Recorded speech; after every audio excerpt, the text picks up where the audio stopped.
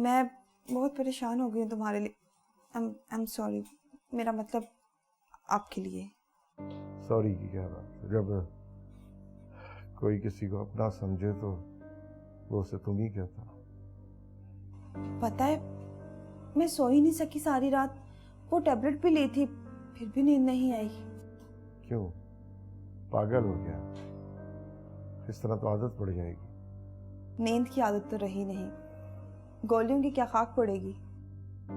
जीने का मकसद ही जिनकी जिंदगी है उनको ऐसा गम क्यों देते हैं कि उन्हें जिंदगी से ही नफरत हो जाती है।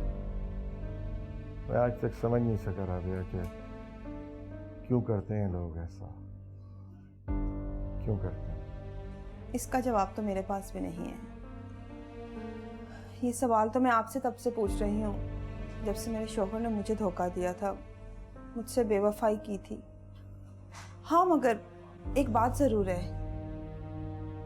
क्या? पहले मुझे भी जीने से नफरत हो गई थी, फिर मुझे लगा कि मैं गलत कर रही हूँ। क्या मतलब? मतलब ये कि जीने से नफरत करने का मतलब है अपने आप से नफरत करना। कोई अगर बेवफाई भी करे ना तो ना जीने से नफरत करनी चाहिए ना अपने आप से नफरत करनी चाहिए, बल्कि नफरत तो बेवफाई से और शायद बेवफाई करने वालों से भी नफरत करनी चाहिए। हाँ शायद जो बेवफाई करे उसे ज्यादा जीकर दिखाना चाहिए ताकि उसे एहसास हो कि उसकी बेवफाई के बाद भी कोई जी सकता है, उसके बगैर भी कोई जिंदा रह सकता है, कोई खुश रह सकता है।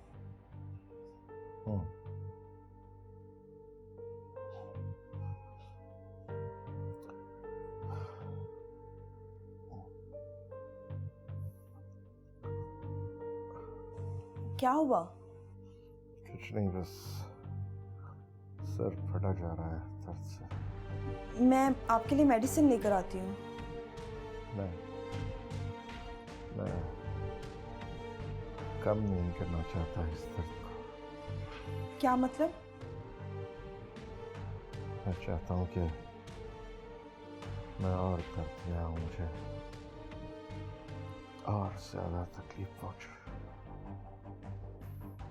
क्योंकि जितनी ज्यादा मुझे तकलीफ पहुंची है शायद जिसने मुझसे झूठ बोला, बेवफाई की, मेरे भरोसे को तोड़ा, मैं उससे उतना ही ज्यादा दूर हूं। अच्छा चले मैं आपके लिए टैबलेट लेकर आती हूँ।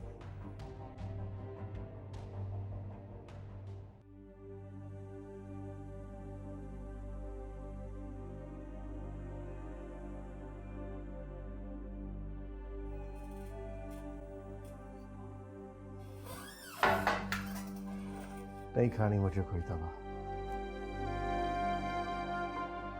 चलने दो मुझे साथ में, सहने दो ये तकलीफ। अब कोई फर्क नहीं पड़ने वाला इन दवाओं से। सहन क्या हो गया आपको? प्लीज। मैंने कहा ना कि नहीं चाहिए मुझे कोई दवा। प्लीज जाओ, तुम अकेला छोड़ दो मुझे, प्लीज जाओ। सहन I said leave me alone. जाओ तुम। ठीक नहीं किया रानिया तुमने मेरे साथ, ठीक नहीं किया। क्यों किया ये मेरे साथ, क्यों? डॉक्टर सहन प्लीज ट्राई टू अंडरस्टैंड, सब ठीक हो जाएगा। कुछ ठीक नहीं होगा। प्लीज डॉक्टर सहन।